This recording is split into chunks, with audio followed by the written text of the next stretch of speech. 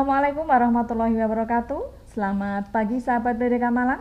Bertemu kembali dengan saya Mbak Retno dalam Cangkruk BDK Malang. Bincang ringan keuangan negara.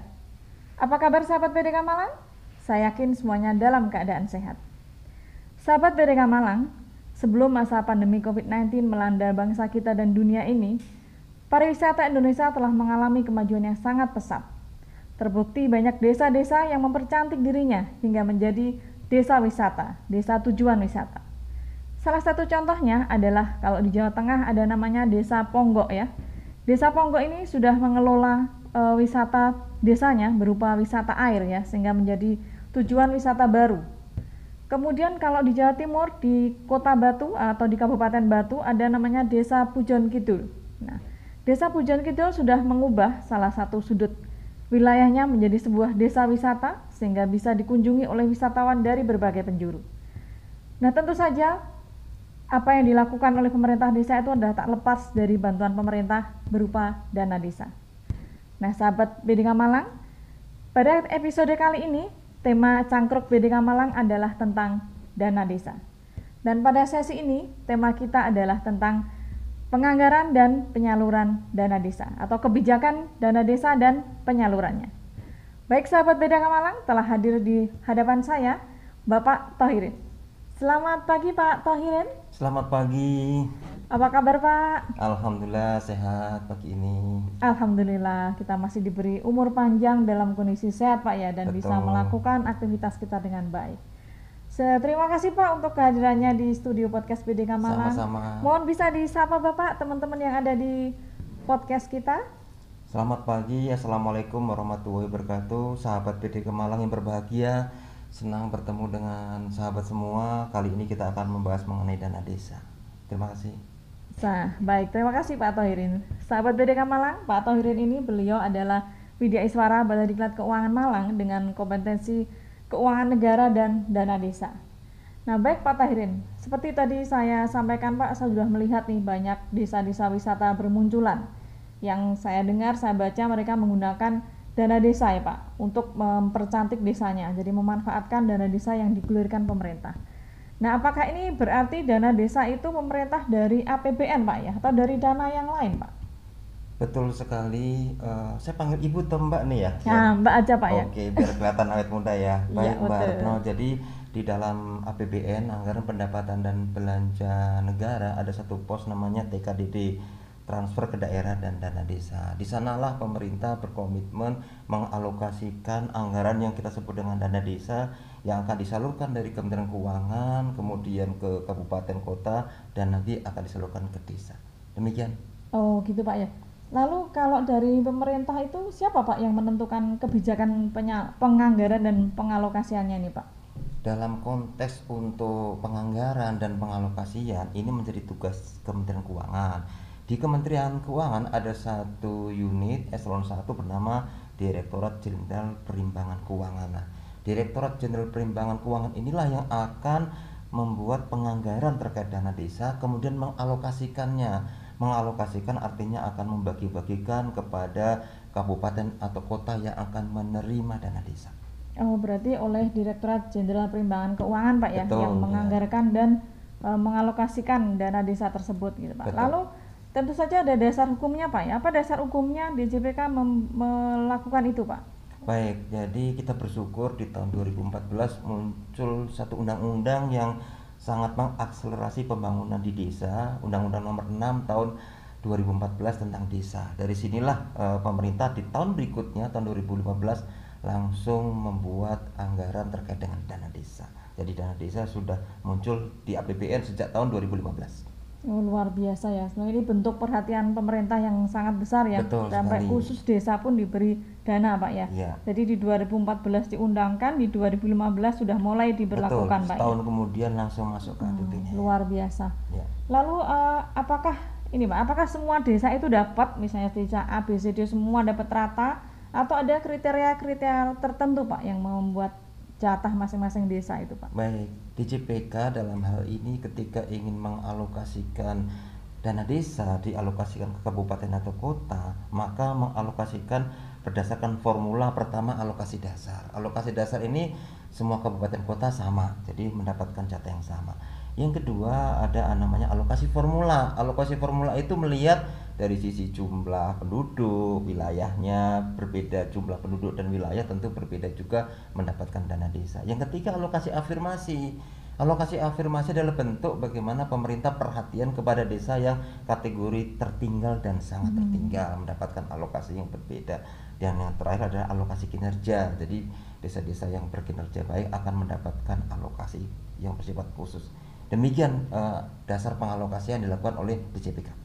Jadi tidak sama rata Pak ya, misalnya dapat masing-masing 10 juta tidak seperti itu ya, Tidak. tapi ada pokoknya, kemudian Alokasi dasar bagaimana tadi. ya alokasi dasar tadi ya, kemudian Alokasi formula, ya. kemudian bagaimana afirmasi ya. Ya. Kalau desanya tertinggal banget mesti ya Ya, dapatnya dia akan lebih dapat besar ya, perhatian, betul, ya, ya. daripada desa yang mungkin sudah berkembang misalnya Ya, gitu ya. betul. Kemudian yang terakhir tadi adalah kinerja ya. Ya. Kalau kinerjanya bagus akan mendapatkan lebih gitu Pak ya, artinya Betul, seperti betul ya. sekali. Ya, jadi memang ada beberapa faktor yang menjadikan pengalokasiannya itu tidak sama Pak ya. Ya, betul. baik, Jadi berarti berbeda-beda. Berbeda-beda. Nah, Ya. itu sudah dibuat oleh DJPK Pak ya berarti ya. Betul, betul, Luar betul. biasa. Kemudian DJPK kan membuat penganggaran dan pengalokasian ya Pak. Nah, sekarang lalu bagaimana penyalurannya Pak? Dari alokasi itu siapa yang akan menyalurkan untuk sampai ke desa Pak?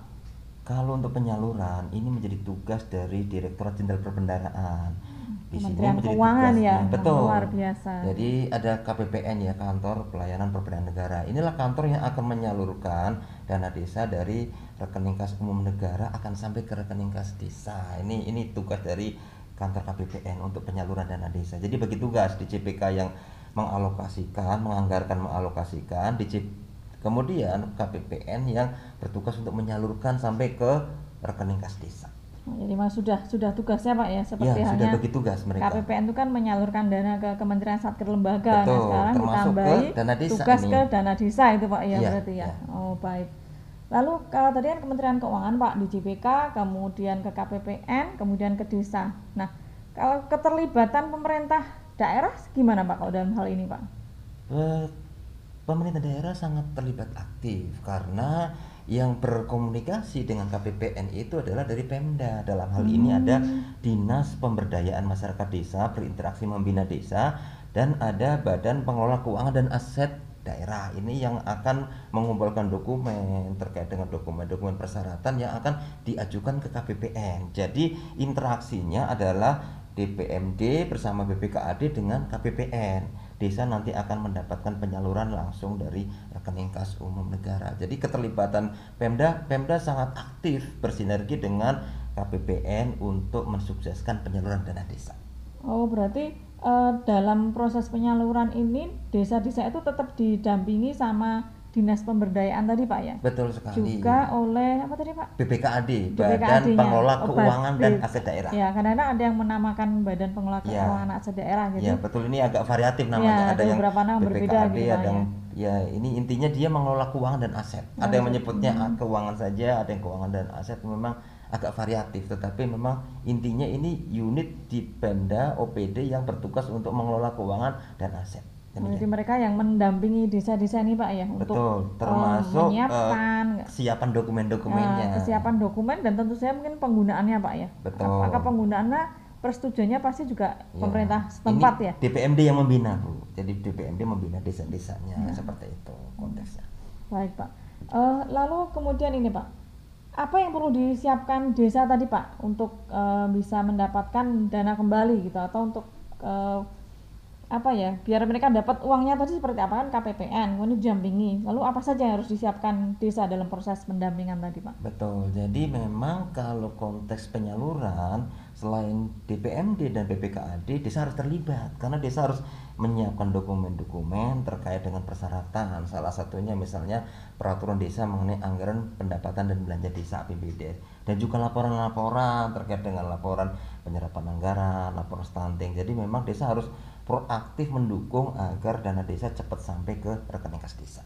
Oh baik, jadi tetap harus didampingi Pak ya untuk Betul, bisa dan betul. harus menyiapkan peraturannya, dokumennya, Betul, semuanya ya. harus jelas dan lengkap ya. Ya. Nah, di tahun 2020 ini kan sudah digunakan cukup banyak Pak ya, Betul. penggunaan dana desanya.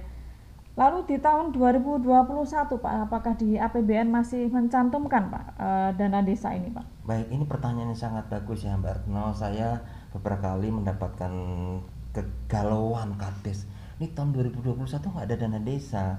Saya ingin sampaikan kepada sahabat PDK Malang bahwa pemerintah berkomitmen bahwa tahun 2021 itu tetap ada dana desa. Pemerintah sudah menganggarkan 72 triliun ini Mbak Retno. Wah, luar di biasa, APBN jumlah ya. yang Naik dari naik ya, dari 71,2 sekian. naik Iya. jadi 72 triliun. Di tengah kesulitan keuangan, bagaimana pemerintah berkomitmen terus mendukung pembangunan desa dengan mengalokasikan dan menganggarkan dana desa untuk pembangunan desa. Demikian Mbak Retno. Baik, terima kasih Bapak. Terima kasih pemerintah tentu saja Pak ya, Betul. sahabat PDK Malang. Tadi kita sudah mendengarkan penjelasan dari Pak Thohirin bahwa di tahun 2021 masih dialokasikan oleh pemerintah untuk dana desa. Sahabat PDK Malang, silahkan sahabat memanfaatkan momen ini dengan baik dan jangan lupa di tahun 2020 persiapkanlah dokumen-dokumen yang diperlukan untuk di 2021. Nah, sebelum saya akhiri podcast hari ini, bincang ringan saya dengan Pak Thohirin, barangkali Pak Thohirin akan menyampaikan closing statement untuk sahabat-sahabat PDK Malang. Silahkan Pak. Baik, saya ingin menyampaikan closing statement pertama bahwa penyaluran ini menjadi tugasnya KPPN, tapi KPPN perlu mendapatkan kerjasama yang baik dari teman-teman DPMD, BPKAD, juga Kades. Teman-teman Kades, mari persiapkan dokumen-dokumen agar dana desa bisa lancar sampai ke rekening kas desa.